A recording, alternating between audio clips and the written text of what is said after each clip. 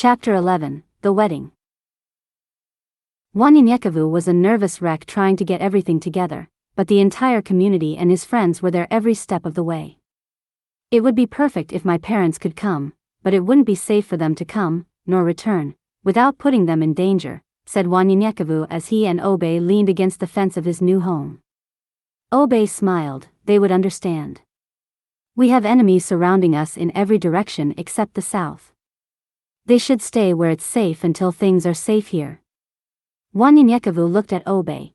It will never be safe as long as El Paso surrounds us to the east, Phoenix to the west, and nothing but Abenians to our north, miles away, but they are there.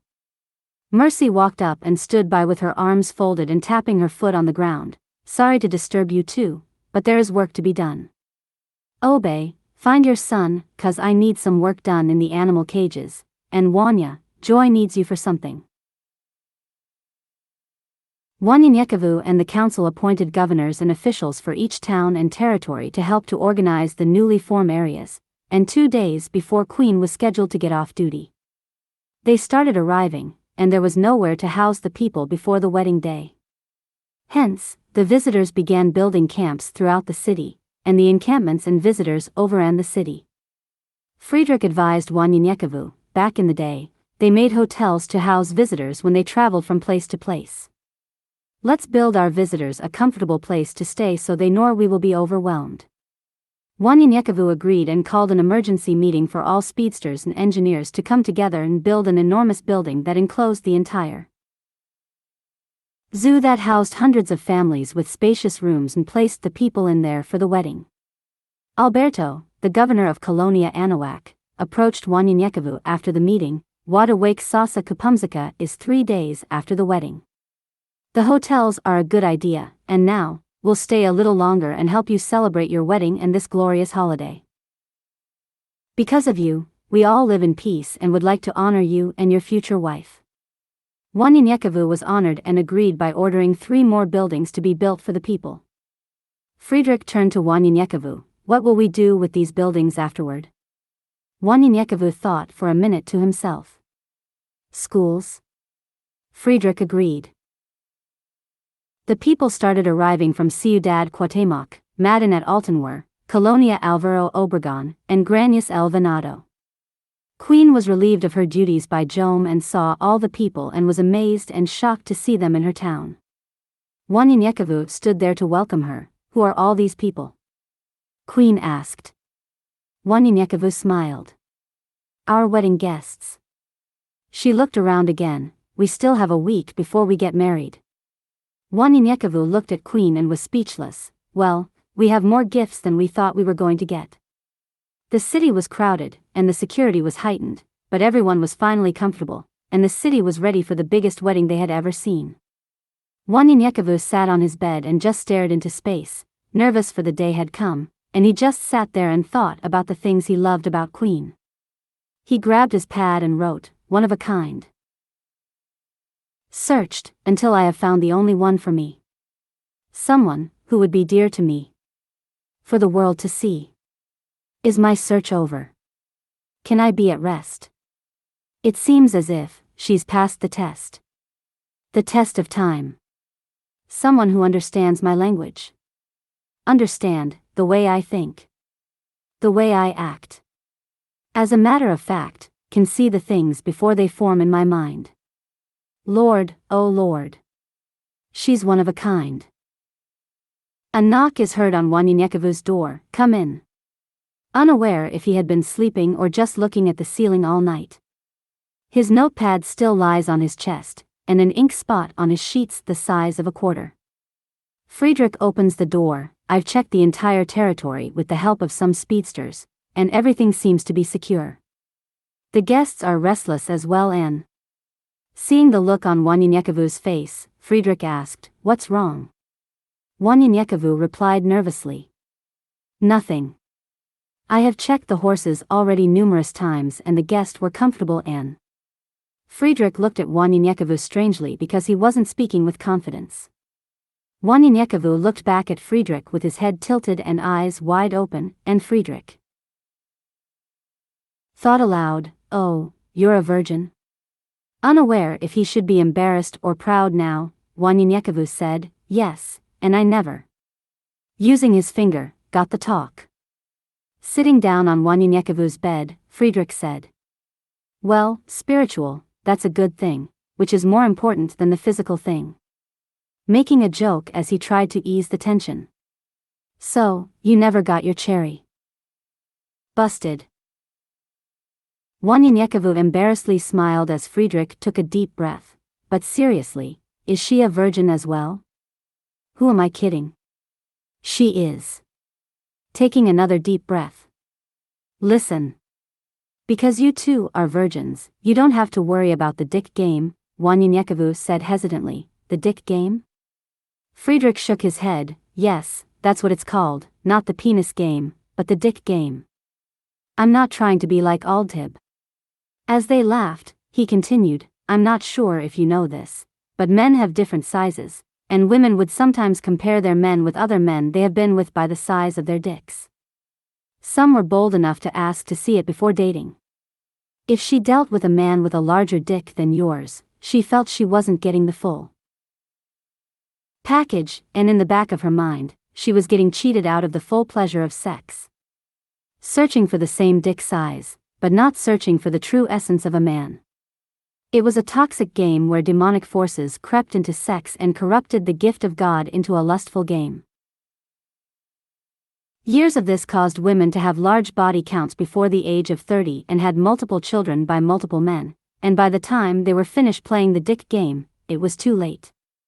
Many men remained single because of this fact, asking themselves why they needed a woman with so many kids when he has none, and the cost to deal with that woman was greater than it was worth. They wanted them to care for their children and love them, but they could not discipline them, and the child's father was just as bad or even worse. Many died over this, and soon many refused to date their own and traveled abroad to find wives. As Friedrich spoke, Wanyenyekevu thought about the demons, incubus and succubus, while he was in Tallulah, Louisiana. Friedrich continued, if a woman was happy with you in every aspect, but the bed, she would rather deal with a despicable man with a larger dick instead of a good man with a smaller dick, and the man with the bigger dick would use her for sex or material gain. Now, even though these men had plenty of other women, they were using in the same way. The women started having babies with these men. The men just wanted sex and money, not the babies, and these women began saying things like they didn't need a man and men were no good, which prompted another cycle whereby women started to do crazy and distasteful things, all in the name of sex. These demonic forces controlled men and women who used other men or women for sex by manipulating or controlling them and ruined people's expectations of what love was. An elderly man told me that in the olden days, it was the same way, that many women wanted to check men's bank accounts and the size of their dick before even giving them a chance at love, which was lust. If you think about it, the women's movement of the 1970s was the starting point of this sad game. But you shouldn't have to deal with that part of life, for Sabaoth has kept you pure all this time, and she seems to be untouched. I do know that when two people are intimate, they have this feeling of attachment and trust, and having this kind of feeling with someone can be dangerous if you're not supposed to be together. Wanyenyekevu asked. Is this what they call spiritual ties? Friedrich said. I don't know what it's called. I lost my virginity early in life, and after the first time, I didn't do any research about it. I just know what I've been through, but it sounds like what it should be called. Friedrich paused for a second. I read this a long time ago and agree with it now. They say that when two people make a conscious choice to commit to each other in marriage, that feeling is welcomed, and it is good to have these feelings. During intimacy, chemicals are released, and the body reaffirms the connection the mind has made. The reality of the relationship reinforced the physiological sensations of trust and attachment. In this way, two people became physically one, reflecting what God has done spiritually. God designed sex, along with procreation, to strengthen that partnership. Sex outside of marriage creates bonds that tear apart people's hearts instead of joining them together. I wish I knew what I'm telling you now back then, but honestly, I probably wouldn't have listened. Because having sex outside of marriage results in a person forming an attachment and trusting someone with whom they don't have a committed relationship with, and that can cause that trust to deteriorate. Two individuals who are physiologically obsessed with each other, but not committed to growing in God, as a couple, can be torn from God and His plans for them. Now, imagine having hundreds of sex partners, mental chaos. There was another knock on the door. Get your scary butt on out here, Joam said as he and Aldhib waited for Wanyenyekevu to open the door. Aldhib said, I told you, he looks just as he did the day we met him, trying to touch that damn doom in El Paso. Scary ass. Everyone laughed. Just nervous, that's all, and look at you too, clean as a whistle in all that white, Wanyenyekevu said. Turning toward Friedrich, Wanyenyekevu says, everything you have told me thus far is educational and exciting. However, you still haven't told me what I am supposed to do. You have not answered my question. Friedrich said, I'm sorry, but the best advice I can give you, for now, is to take it slow and easy and don't rush. Aldhib looked at them, are you too talking about what I think you're talking about? I can give some advice on that. I already know you both ain't never had none. Virgins are rare these days, so if you're not careful, you can fracture your penis, and she can bruise her cervix. A bruised cervix ain't no joke. That can last as long as a week. If you do that, you ain't getting no MO until that stomach pain or those cramps are gone. Blood will be everywhere. You got to watch the angle, you take it to her. If she has an ovarian cyst, you could rupture a cyst. He moved his body in a circular motion, you got to take it nice and slow when you start. Everyone said in unison. No. No, thank you, we got it from here. Aldhib smiled and said, all right, you going to be walking around here with a crooked dick, looking like a pretzel. Wanyenyekevu's eyes bulged, for real, and everyone laughed. Aldhib smiled, just joking, you're a virgin, just take it slow.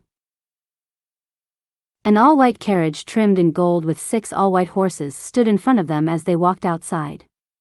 Who did this? Joam said. Grace, mercy, and joy. Wait till you see what Queen is in. Wanyenyekevu just stood there in amazement. It's beautiful, man. And a tear fell from his eyes. Aldhib said, you deserve the best if it wasn't for you. Lord knows what me and my brother would be, and me being married? Hell nah. A tear fell from Aldhib's eyes.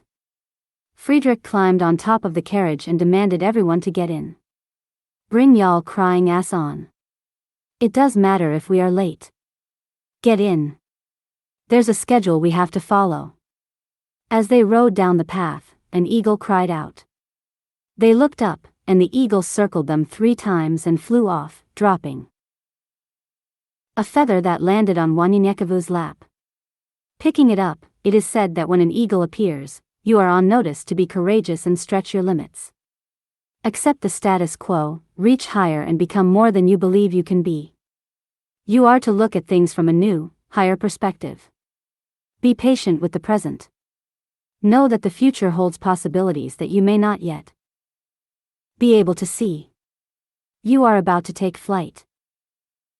Friedrich abruptly stopped the carriage. A tall and very handsome man was on the road with the eagle was in his hand by its neck. I am not permitted to touch you or even try for 25 summers, but know this, I shall destroy you. The man growled as he ripped the eagle apart with his bare hands and ate it. The man suddenly turned into a hideous creature they had never seen before. But I'm not the obedient type, and I shall destroy you and everything you know and love. Everyone could tell that the man was in great pain, as his skin burned the entire time he stood in their midst. He was more powerful than many they had already encountered, but the presence of Friedrich ate up his flesh as he tried his best to relay his message. Wanyenyekevu thought to himself. Why didn't I see his present before time? Friedrich then said, Adam Lovass, himself, I imagine. It was only a message, and we are definitely doing something right. Could you tell he was of higher rank, if not Satan himself? I have never heard of the great deceiver delivering his own message. Anyways, we mustn't be late.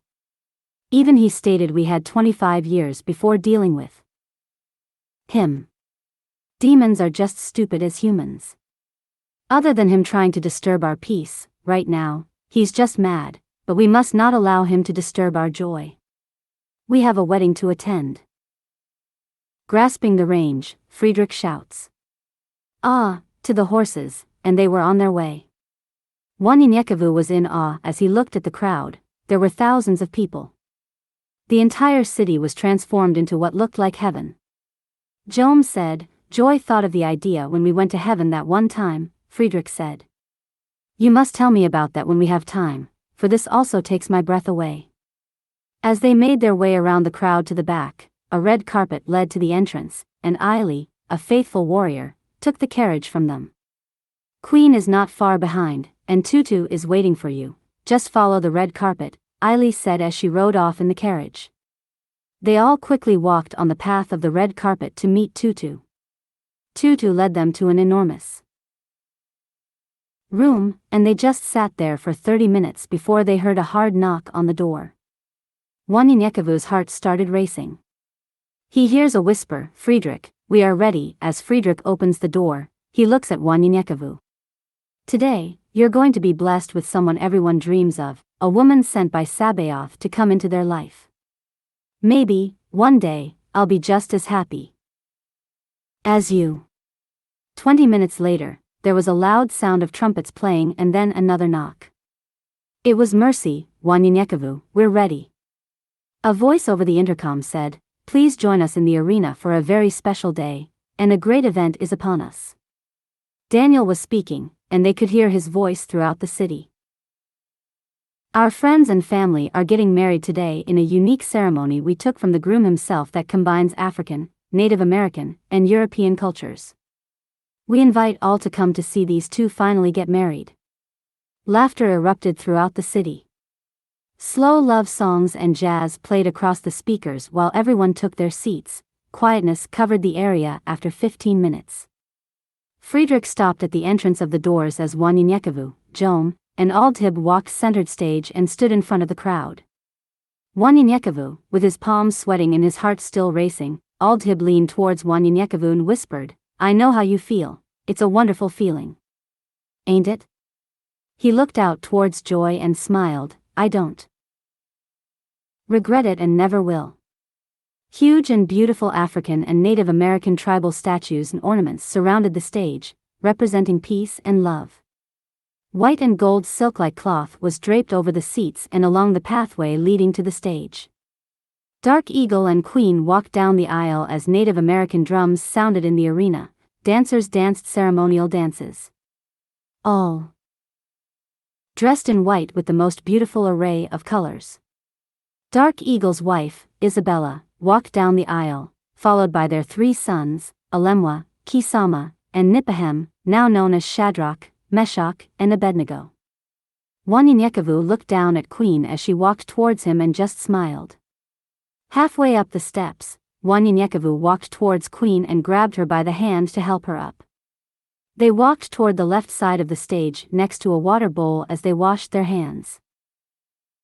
Friedrich walked forward with a wireless microphone, saying, water is a symbol of purification and cleansing. Ceremonial washing of hands symbolizes the washing away of past evils and memories of past loves. Aldhib whispered to Jome, well, they could have skipped that part.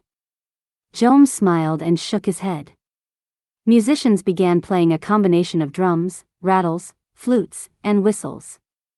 It was a powerful musical presentation by a group of men sitting around a large double-headed drum, singing in unison and drumming with sticks. Wanyenyekevu and Queen then walked down toward Friedrich, now center-staged.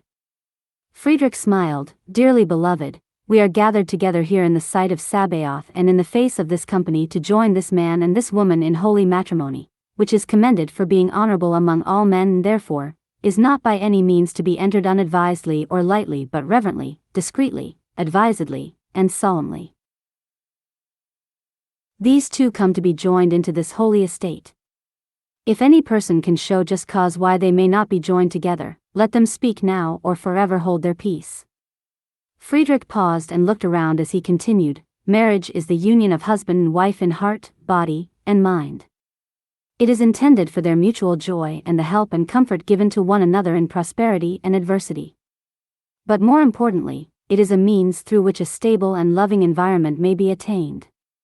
Through marriage, Wanyenyekevu and Queen, Anaya commits together to face their disappointments, embrace their dreams, realize their hopes, and accept each other's failures.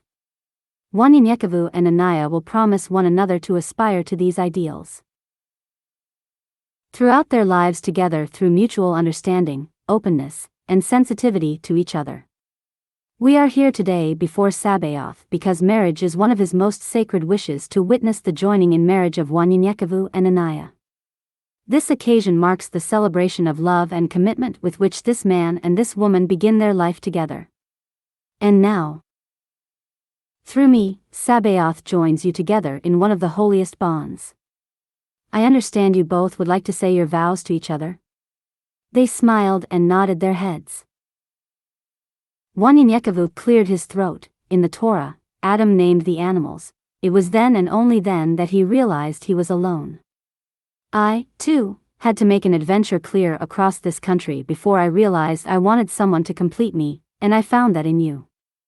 Shy and nervous at first, for I didn't know what to say, but your presence made my heart beat faster than anything or anyone else could. Then I knew it was you that I wanted to be by my side for the rest of my life. I love your strength and honesty. I love your zeal and commitment to Sabaoth. Until now, I was half of a man, but this day forward, I shall be made whole. Thank you. Queen had tears in her eyes as she said, I have never met a man that made me feel the way you do. I never even thought this feeling was possible for me. Strong, yet gentle. Stern, but yet humble. Open-minded and wise are the qualities I see in you. I have always been seen as a strong and sometimes fearless person, but you turned me into a small kitten yearning for love, and I found that in you as well. I love you and always will. Queen paused, then continued. I thank Sabaoth for you. You have earned the right to call me Anaya. The crowd laughed. Who gives this woman in marriage to this man? Friedrich said. Dark Eagle said, I do. Friedrich then said. This is a beginning and a continuation of their growth as individuals. The affirmation of one's life, happiness, development, and freedom comes with mutual care, respect, responsibility, and knowledge. With respect for individual boundaries comes the freedom to love unconditionally. Within the emotional safety of a loving relationship, the knowledge self-offered to one another becomes the fertile soil for continued growth. With care and responsibility towards self and one another comes the potential for full and happy lives. We assure them that our hearts are in tune with theirs by gathering all the wishes of happiness and our fondest hopes for Wanyenyekevu and Anaya and all present. These moments are so meaningful to all of us, for what greater thing is there for two human souls than to feel that they are joined together to strengthen each other in all labor, to minister to each other in all sorrow, and to share in all gladness. This relationship stands for love, loyalty, honesty, trust, and most of all, friendship. Before they knew love, they were friends, and this seed of friendship was their destiny. Do not think you can direct the course of love for love, it shall direct you if it finds you worthy. Marriage is an act of faith and a personal commitment, and a moral and physical union between two people. We have described marriage as the best and most important relationship that can exist between them. It is the construction of their love and trust in a single growing energy of spiritual life. It is a moral commitment that requires and deserves daily attention. Marriage should be a lifelong consecration of the ideal of loving kindness backed with the will to make it last. Friedrich then spoke in his native African tongue and interpreted it, saying, Now you will feel no rain, for each of you will be a shelter for the other. Now you will feel no cold, for each of you will be warm to the other. Now there will be no loneliness, for each of you will be a companion to the other. Now you are two people, but there is only one life before you. May beauty surrounds you both in the journey ahead and through all the years. May happiness be your companion and your days together be good and long upon the earth. This means that you should treat yourselves and each other respectfully and often remind yourselves of what brought you together. Give the highest priority to the tenderness, gentleness, and kindness that your connection deserves. When frustration, difficulty, and fear assail your relationship, as they threaten all relationships at one time or another, remember to focus on what is right between you, not only the part which seems wrong. In this way, you can ride out the storms when clouds hide the face of the sun in your lives, remembering that even if you lose sight of it for a moment, the sun is still there. And if each of you takes responsibility for the quality of your life together, abundance and delight will mark it. Do you, Wanyenyekevu, take Anaya to be your wife to live together after God's ordinance in the holy estate of matrimony? Will you love her, comfort her, honor and keep her, in sickness and in health, for richer, for poorer, for better, for worse, in sadness and in joy, to cherish and continually give upon her your heart's deepest devotion, forsaking all others, keep yourself only unto her as long as you both shall live? Wanyenyekevu said, I do, and I will. Friedrich continued, do you, Anaya, take Wanyenyekevu to be your husband to live together after God's ordinance in the holy estate of matrimony? Will you love him, comfort him, honor and keep him, in sickness and in health, for richer, for poorer, for better, for worse, in sadness and in joy, to cherish and continually give upon him your heart's deepest devotion, forsaking all others, keep yourself only unto him as long as you both shall live? Anaya said, I do, and I will. Friedrich smiled, what token of your love do you offer? Jom stepped up and gave Wanyenyekevu the rings. Would you place the rings in my hand? Friedrich said as he continued, may these rings be blessed as the symbol of this affectionate unity. These two lives are now joined in one unbroken circle. Wherever they go, may they always return to one another. May these two find the love for which all men and women yearn for in each other. May they grow in understanding and compassion. May the home they establish together be such a place that many, placing the rings on each other's fingers. Friedrich put a broom on the side of them, toward the crowd, and said, as Sabaoth has chosen you both to do his will, from this day forward, jump this broom as husband and wife. Wanyenyekevu and Anaya held hands and jumped the broom. Friedrich said, you are now husband and wife, you may kiss the bride. As they kissed, the entire arena stood up and cheered. The entire city celebrated the wedding the whole night, and powwows were throughout the city. Wanyenyekevu and Anaya were so happy as they sat at the table with all their family and friends. They talked and reminisced. Jom stayed for an hour before asking to be excused because his battalion was on duty. I will allow a few men at a time to come to wish you well, but next week there is Wada's Sasa Kapumzika, so security has to be heightened, Wanyenyekevu said, but of course. No problem. Queen was so happy that she had tears of joy in her eyes as she started feeding Wanyenyekevu. Here, try this.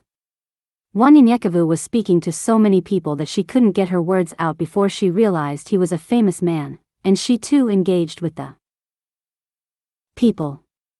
The music was loud, the people started dancing and cheering, and the celebration lasted all night. Before midnight, Queen grabbed Wanyenyekevu and said, a toast, and we shall part ways for tonight. Everyone shouted, a toast. Queen poured Wanyenyekevu and herself a glass of Aunt Isabel's homemade wine. Be careful with this, don't let the good taste fool you. Wanyenyekevu stood up, I want to thank you all for coming and showing up on this special occasion. 10 years ago, I left my home in Louisiana to obey Sabaoth, and now I'm surrounded by more friends and family than I could ever imagine.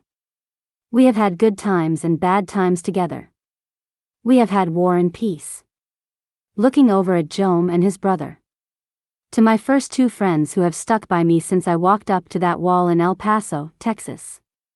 One was serious, and the other one was a headache. Everyone laughed. But he too became my dearest friend, but still a headache, but he puts a smile on my face every time he speaks. Aldhib raised his glass to Wanyenyekevu and smiled. To my family of brothers and sisters in New Mexico who was once called by nomenclatures and not names, your father asked me to take you in, and I was scared, but it turns out I wasn't your babysitter like Aldhib said I would be, but another one of your brothers. Aldhib interrupted. I didn't know I would fall in love with one of them either. The crowd said. Ah. Wanyenyekevu said. Yup, I wish you could have seen him, we all knew he was in love. Because he was a changed man ever since then, for the better, may I add. The laughter covered the room again. My family at Madden at Altenware where we met those in the desert who were forced into labor, and we made a training camp, and Sabaoth taught us all how to love and respect our differences. I love all of you and put you all before myself, and Sabaoth has awarded me the greatest gift of all here in Tucson, my wife, Anaya. Jokingly he said. Y'all better call her Queen, 'cause the first time I met her, she told me nobody calls me Anaya but my family, call me Queen. The crowd laughed again, and Queen just blushed.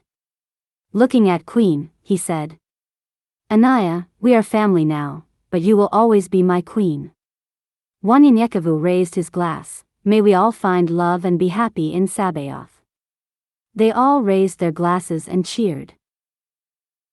Wanyenyekevu took a sip and said, this is delicious. As he asked for another one, Queen said. All right, be careful now. After 30 minutes, Wanyenyekevu and Queen bid their farewells to the crowd, and Queen noticed Wanyenyekevu was slurring his words. I warned you about that wine. Wanyenyekevu smiled, I'm okay, baby. As he kissed her on the cheeks, moments later, a golden carriage trimmed in white drawn by white horses pulled and waited for them as they waved to the people saying their goodnights and goodbyes. I should have listened to you, my head is spinning, but it was so delicious, said Wanyenyekevu as he stuck his head out the window for some air. The wedding was beautiful and so are you. You brightened my day when I saw you coming down that aisle, beautiful, like an angel. And when you got on that stage, that smell, oh that smell, was so wonderful, what was that? Queen blushed, you're kind of drunk, I like that. Wanyenyekevu took a second. Am I drunk? I am drunk. I've never been drunk before, but it was for a special occasion, and he rubbed Queen's hand.